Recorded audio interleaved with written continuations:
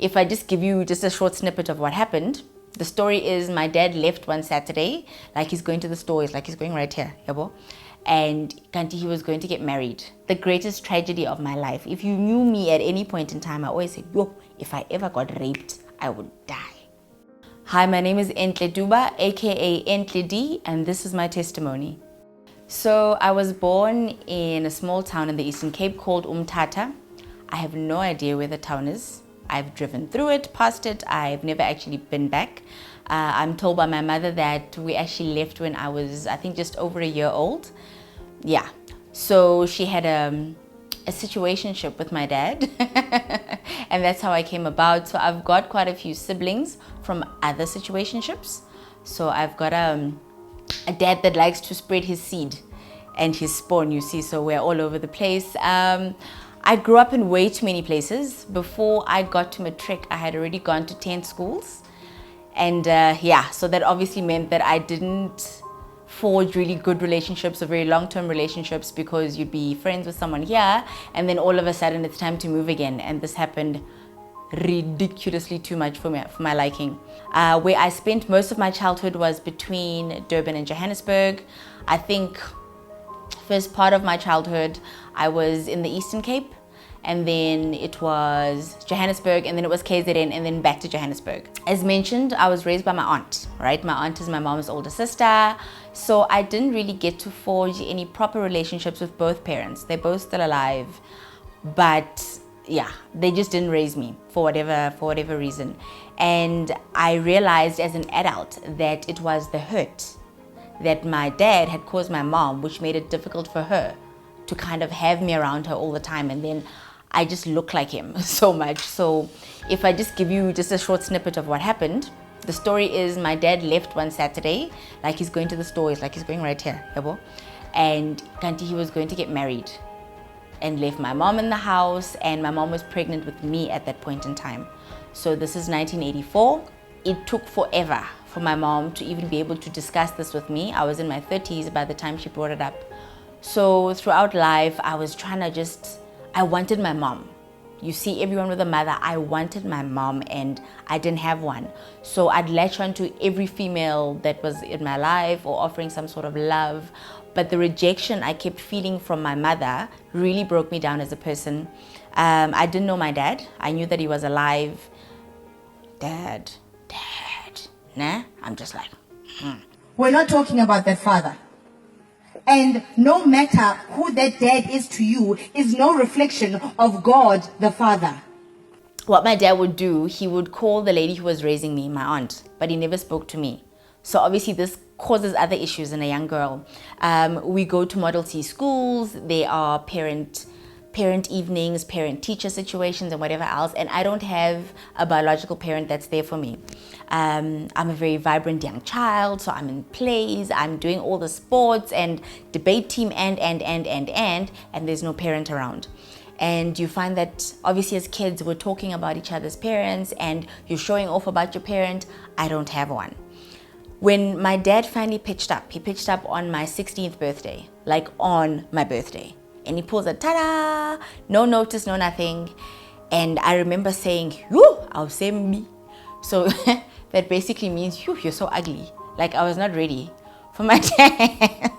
Whether that man does funny things to you, whether he says funny things to you, whether he hurts your feelings or he makes you cry, that man is no reflection of God the Father. Usatan, let me tell you something, is not going to go and use someone far away to get to you. He's going to use the people that are closest to you. So I was having a shallow moment. I come from a very aesthetically beautiful family. So that's the maternal side of my family. My mother, my aunts, my uncles, like they're just gorgeous. And then like one of my relatives is Claire Mawisa. So I'm just giving you an idea of how beautiful the family is. And then boom, there's this man, ne? And obviously there's like internal issues from me being this child without a dad that abandoned her or whatever else that he did. And he pitches up and he's unprepared and he sticks around for like 2 hours and he's just like, he's not asking me how I am. He tells me that, yeah, I stay here. I've got a wife. You've got brothers and sisters. So I brushed aside whatever he was telling me. I was like, oh, siblings. siblings. I was so excited. I chased him down for like another year until he pitched up again, and he took me to go visit them, and things were great for the longest time, until reality obviously hit home. Now there's this dad that's pitched up that had abandoned my mom, and my mom and that side of the family is like, who's this man now? Why is he suddenly here? Wait, isn't this the same man that denied you? The same man who was like, no, she's not mine, didn't pay damages. We paid damages, I need to know. So there was just this turmoil. And then he's got a stepwife who's also like, oh, these kids from outside of the marriage, they're now accumulating. Oh, drama, guys, like so much drama. So you get all hurt, and every time you say Father, you think of this man that does things, this man that's never around, this man that is always drunk. That is not God the Father. And now every time you're trying to pray, you get down on your beautiful knees and you're saying, God, I need you, our Father. And you say, Father. But I think the worst part of it was, in the midst of all of that, I had a career starting from the age of 9. There was just a lot going on. I go to work, I go to school, I'm dealing with my own emotional issues. It was just a lot. The reason my dad didn't make contact, according to him, which I don't believe, was he didn't want to disrupt my whole childhood or my well-being and whatever the case may be. Hence, he would check up to make sure that I am okay.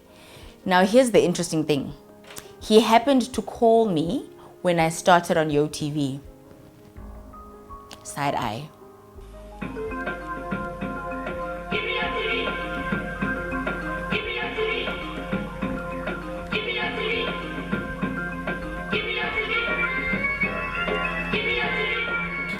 So YoTV started in 1996. The auditions were held in 1996. And I don't know exactly, obviously, how they chose the agents and whatnot. It's different to how things are done now. But I was under someone called Fran Payne, old white lady, the best. She was the best. So my aunt was Blondie Magene's personal assistant those days. And obviously his kids, so Bola Toya and Khunzi and them, were in the industry already. And he just thought, I'm so adorable. I really need to join as well. So I went there and I auditioned. I remember sucking, according to me. So when they called me back, I was like, yeah. I was so excited because they needed you to memorize a script and then say it back to the camera. My attention span is that of a fly. So I'd remember the first line and then I was over it. But I think my energy must have been so awesome. And I had these really amazing bunny teeth. No one could resist my bunny teeth.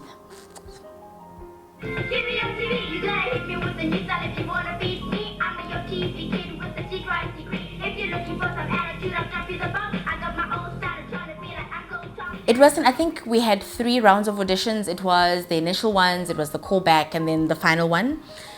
And then we had to start the show. And I actually was literally the first presenter on YoTV, like on the first show, all by myself. And it was a mess. We spent 8 hours shooting 2 minutes. They never did that again. So they gave me a script this long. I am between the ages of 11 and 12 at this point in time. How old was I? 96. I was that age, whatever age I was then. And they give me the script and it's long and I'm by myself. So there's no dialogue or whatever. And I just couldn't remember anything.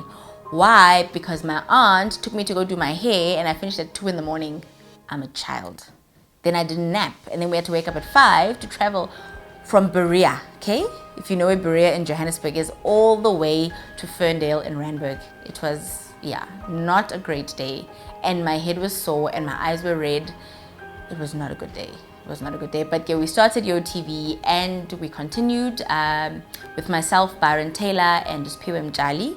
And that was us. And we were characters at that point in time. So before you were like you were yourself, you were a character. I was Sister, Spiwe was Khaba, and Byron was someone named Blom. No idea what they even meant. And since when were you late to cause trouble? Hey, I'm talking to you. If you don't answer me, I'm telling you secrets. Whoa, all right. I told Blom you said he's a creep, but it wasn't my idea. So whose idea was it? It was Zorro's idea. I was like, oh my gosh. I was losing my mind. The family didn't know, so we're not that family. It's a very distinguished family. There's a lot of successful people. So it wasn't anything like, oh my goodness me. So already when I was 9, as I was mentioning my relative there, she was already on the cover of Cosmo. So there were things happening. So I think it's when they actually saw me and they were like, oh. And obviously we were guinea pigs. SABC had never had a kids show ever. So they started off with us. It was a big deal. At school, things got weird because I kept having to leave for work. So you couldn't play with me, you couldn't invite me over, you couldn't come over because I'd be like, I'm going to work. And like the first few months, they'd send this Merc to pick me up with a guy in a suit. So you know I'm going to be super extra in primary school. I'm like, sorry guys, I got to go to work. And then they come and this man is waiting, he's standing outside of the car, he's in a suit and he comes and he opens my door. And then there were budget issues, so like 3 months down, then the car that used to come pick me up had a cardboard box as a number plate. I was stressed. I was very stressed, like my street cred, guys. It was deep. Yes, the drama was when there was a magazine. It was a big deal back then. It was called Pace magazine. They came to school to follow me around. And there I had a teacher that called me a monkey. And Pace magazine saw disaster because I slapped my teacher because don't be rude to me. Okay, so and teach me boundaries. He was like, hey, monkey, what's this? Why are you causing chaos at school? So we had literally taken up the whole of the school hall, cameras and whatnot. And my teachers had agreed to come and teach class in the hall. So there was already a setup on like the stage. And this guy, he was a deputy principal then, he was just not impressed. And he called me a monkey. And I grabbed him by the collar and I smacked him because I'm not a monkey. I remember driving the director's car through the wall because he gave me the keys. And I said to him, I'm going to drive your car. And he said, sure.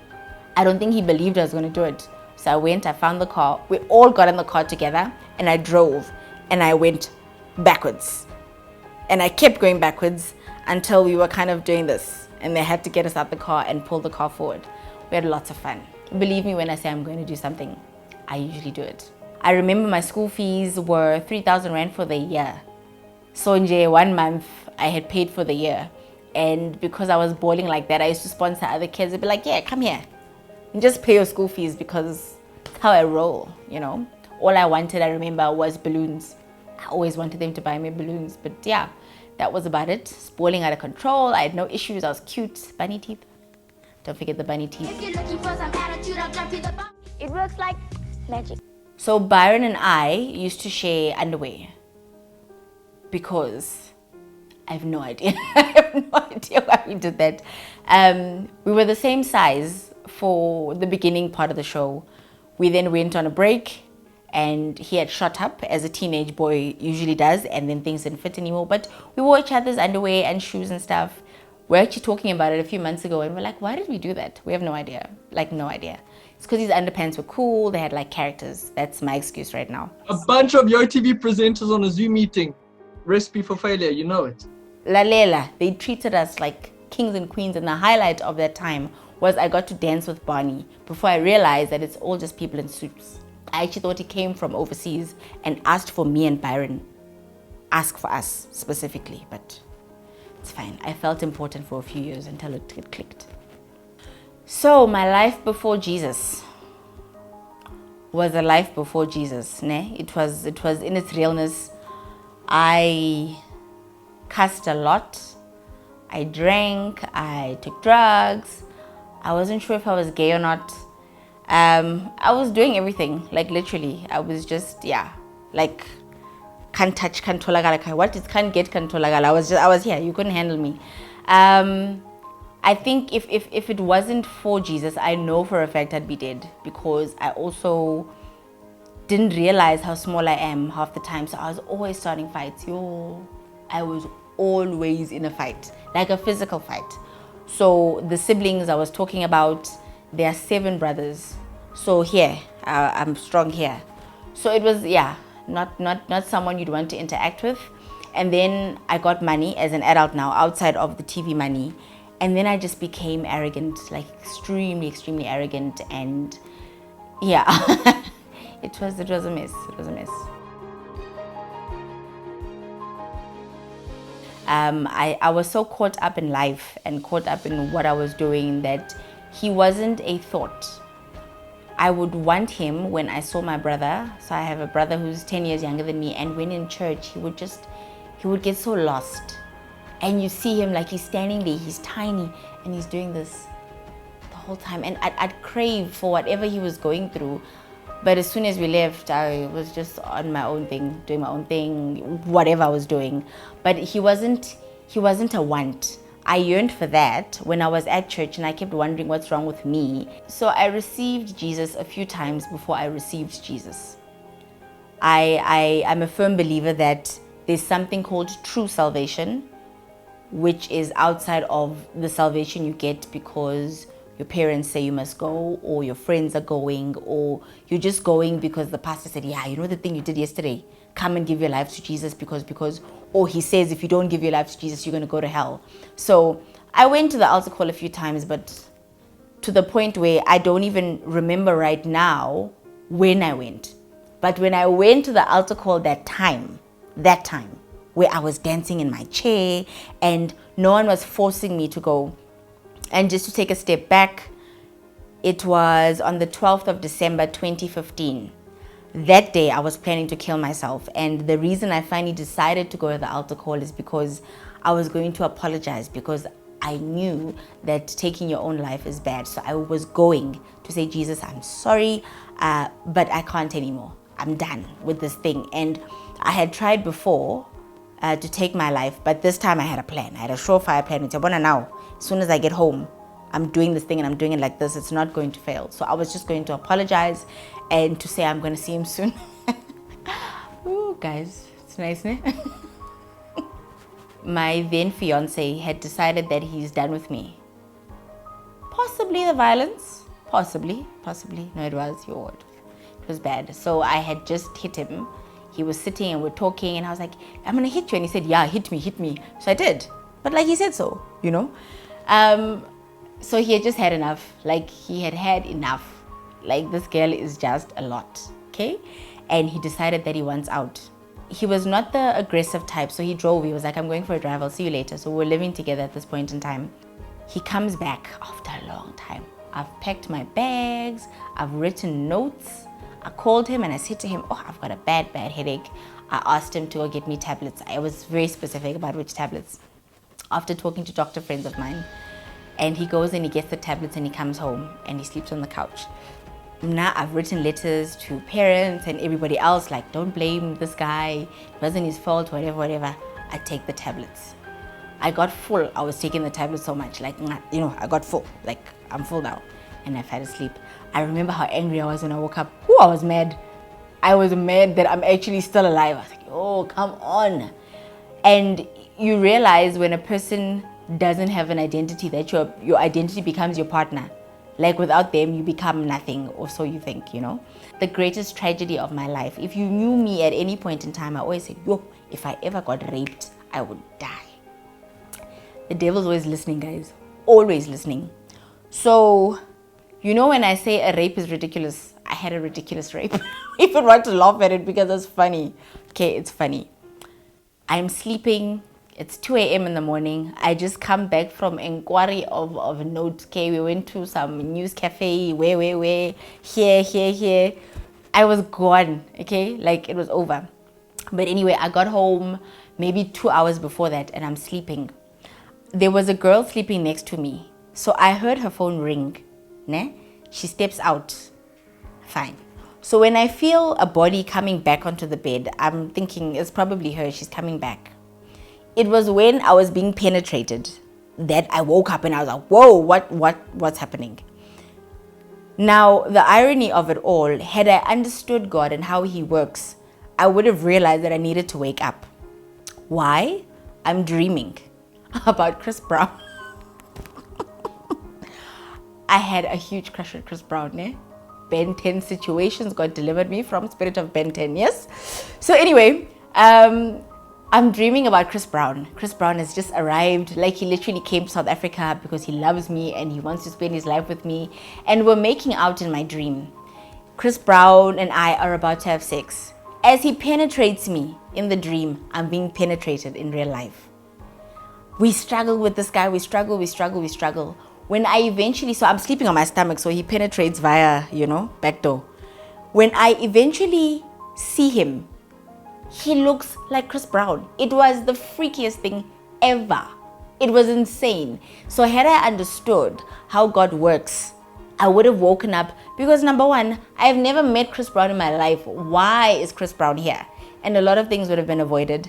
But it's also the same things that make me realize that God loved me so much. And he was trying his best to get a hold of me, but I was just gone. I was gone. So after that rape, I lost my mind. Not even a little bit, a lot. I got fired from work. I lost everything. And then I was just like, you know what? Life has been so tough. This is like the final straw. I'm done. Like, I'm tapping out. Thank you, but no thanks. And that's how I got to finally deciding that I am going to kill myself. But I tried one last cry for help, and I contacted the late Bob Mabena. I contacted some Pindi from YFM, and I think they were really sympathetic, empathetic, and they allowed me to share kind of what I'm going through on air. And it was someone who was listening to Kai FM at that point in time and invited me through to the church. And life was never the same after that at all, ever. So I'm grateful. Woo! La le la. Listen here. All right. First, you search for me. EntleD. All social media platforms. I also pop up on YouTube. What are you going to find? Some insane Christ-centric, spiritual, very controversial things. So if you're religious, please don't look for my channel. Really, just don't. You're going to be offended because I talk about those things.